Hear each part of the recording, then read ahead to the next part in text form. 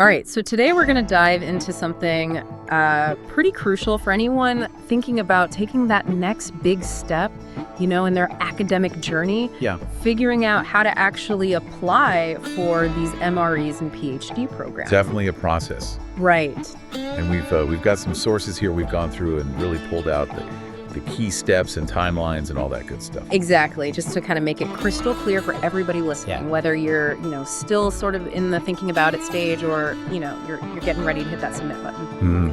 So first off, I think one of the things that's always a big question mark for people is, what about family? What about dependents? Right. If I'm diving into an MRes or a PhD, can I bring people with me? Yeah, absolutely. It seems like from what we've seen, that is definitely a possibility. Okay, so that's good to know right off the bat. Yeah, it's a huge consideration. Huge. It's good to have that confirmed. Yeah. So, peace of mind there. And then, of course, the other big piece of the puzzle that we got to talk about is finances. Yeah. Money makes the world go round. That's it. So there is an initial deposit that you need to be aware of. Yeah, 4,000 pounds. 4,000 pounds. That's step one. Yeah, that's sort of your first big chunk. Yeah, definitely something to factor in right away.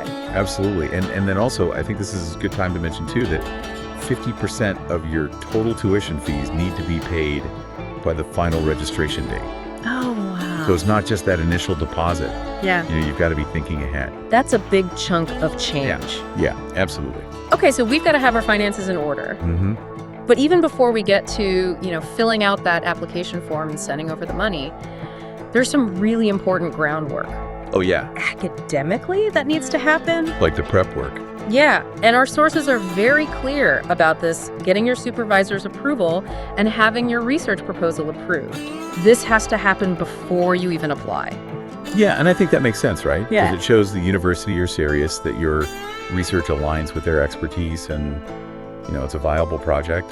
So how does that work, like in terms of finding a supervisor? Well, typically you would reach out to professors whose research kind of matches yours. Okay. Reach out to them, discuss your ideas. Okay.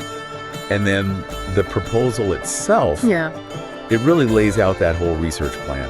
Yeah. What you're going to do, how you're going to do it. Gotcha. So it's really about, you're demonstrating you've thought this through. Exactly. You're ready to go. You're not just, coming in blind. Exactly. All right. So, okay, we've done all that groundwork. Yeah. We've gotten our supervisor on board. The proposal's all good to go. We submit the application. The waiting game. What happens now?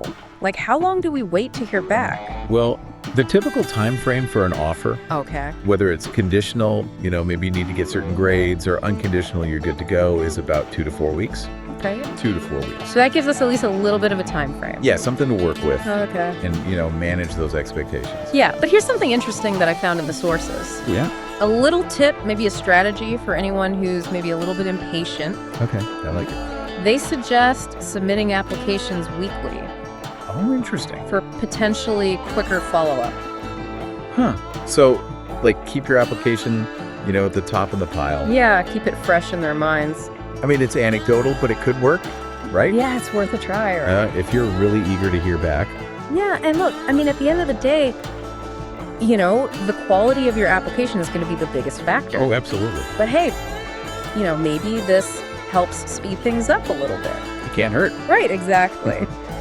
So we've covered, getting started with the supervisor and the proposal. Yeah. We've talked about the application process and, maybe a little trick to speed things along. The waiting game. And of course, that all-important financial piece with the deposit and the tuition payments. Yeah, it's a lot to think about. It is, but hopefully, this deep dive has given everyone listening A good roadmap. a roadmap, a starting point, So as you're thinking about, your next steps, think about this, which of these areas, the academic prep, the financial planning, or the application timeline itself, which one of these do you really need to focus on right now? Yeah.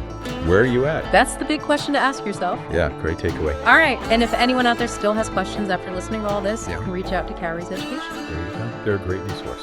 Awesome. Yeah. All right, that's it for our deep dive today. Until next time. See you later.